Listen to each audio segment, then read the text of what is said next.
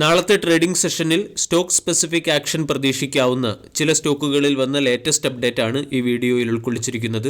ഒന്നാമത്തെ stock U P L കഴിഞ്ഞ ദിവസം 3% ഉയർന്ന് 469 രൂപയ്ക്ക് അടുത്ത് ക്ലോസിംഗ് നൽകി. സ്റ്റോക്ക് അതിൻ്റെ 52 വീക്ക് ഹൈക്ക് അടുത്ത് ട്രേഡ് ചെയ്യുന്നു. 35,000 കോടി രൂപയുടെ മാർക്കറ്റ് ക്യാപ്പുള്ള സ്റ്റോക്കിൻ്റെ 52 വീക്ക് ഹൈ 359. മാർച്ച് 28 നടക്കുന്ന ഇൻഡെക്സ് റീജിംഗിൽ നിഫ്റ്റി 50 എന്ന ഇൻഡെക്സിൽ നിന്നും UPL പുറത്തു പോവുകയും അവിടെ ശ്രീറാം ഫിനാൻസ് വരികയും ചെയ്യും. UPL എന്ന സ്റ്റോക്ക് ഇൻഡെക്സിൽ നിന്നും പുറത്തു പോകുന്നതിൻ്റെ പശ്ചാത്തലത്തിലാണ് നാളത്തെ ട്രേഡിംഗ് സെഷനിൽ സ്റ്റോക്കിനെ ശ്രദ്ധിക്കുന്നത്. ആൾറെഡി ഇതുമായി ബന്ധപ്പെട്ട അപ്ഡേറ്റ് മുമ്പ് വന്നിരുന്നു. ആ സമയം തൊട്ടേ UPL എന്ന സ്റ്റോക്ക് കറക്റ്റ് ആവുകയാണ്.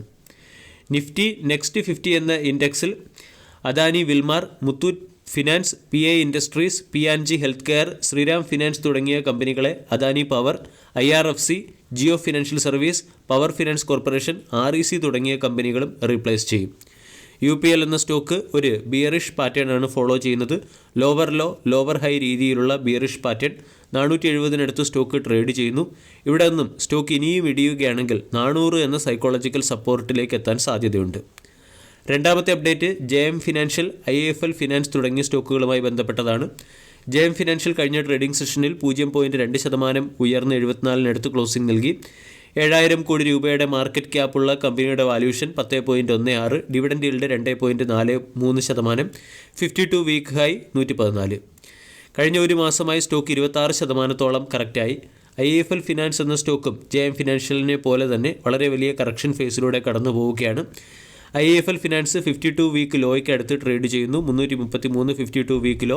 12,000 കോടി രൂപയുടെ മാർക്കറ്റ് ക്യാപ്പുള്ള കമ്പനിയുടെ valuation 7.12, dividend yield 1.5%, 52 week high 703, 52 week low 329.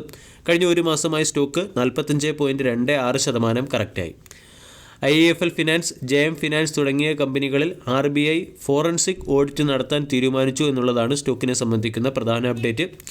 ഈ രണ്ട് കമ്പനികളിലും RBI ചില ഇറഗുലാരിറ്റീസ് റിപ്പോർട്ട് ചെയ്തിരുന്നു.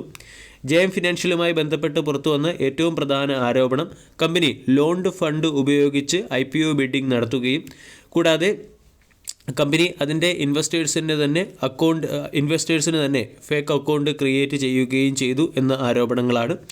ഈ ആരോപണങ്ങളെ തുടർന്ന് കമ്പനിയുടെ ചില സർവീസുകൾ, അതായത് financing against share and debenture, കൂടാതെ ലോൺ എഗനിസ്റ്റ് IPO ഷെയറുകൾ എന്നിവ RBI താൽക്കാലികമായി മരവിപ്പിച്ചിരുന്നു. ഇതിനു മുകളിൽ ഫർദർ അന്വേഷണം എന്ന നിലയിലാണ് ഫോറൻസിക് ഓഡിറ്റിന് RBIയും SEBIയും ഉത്തരവിട്ടിരിക്കുന്നത്.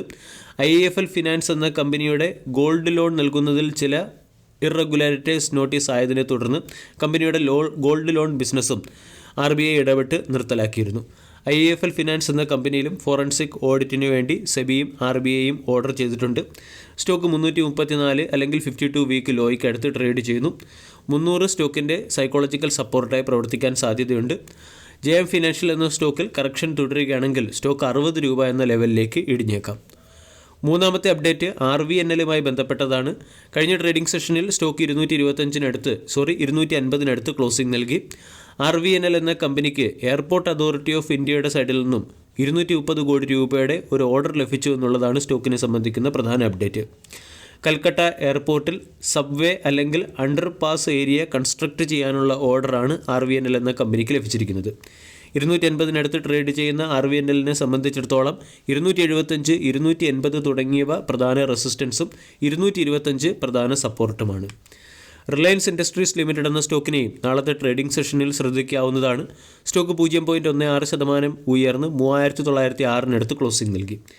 19 ലക്ഷം കോടി രൂപയുടെ മാർക്കറ്റ് ക്യാപ്പുള്ള കമ്പനിയുടെ valuation 28.11, 52 week high 3,024, 52 week low 1,995, 52 week ഹൈക്ക് അടുത്ത് സ്റ്റോക്ക് ട്രേഡ് ചെയ്യുന്നു. മുകേഷ് അംബാനിയുടെ ഉടമസ്ഥതയിലുള്ള റിലയൻസ് ഇൻഡസ്ട്രീസ് എന്ന കമ്പനി MSKVY 19th solar SPV, MSKVY 20 solar SPV തുടങ്ങിയ സബ്സിഡറികളുടെ 100% സ്റ്റേക്ക് അക്വിസിഷൻ നടത്തി എന്നുള്ളതാണ് സ്റ്റോക്കിനെ സംബന്ധിക്കുന്ന പ്രധാന അപ്ഡേറ്റ്.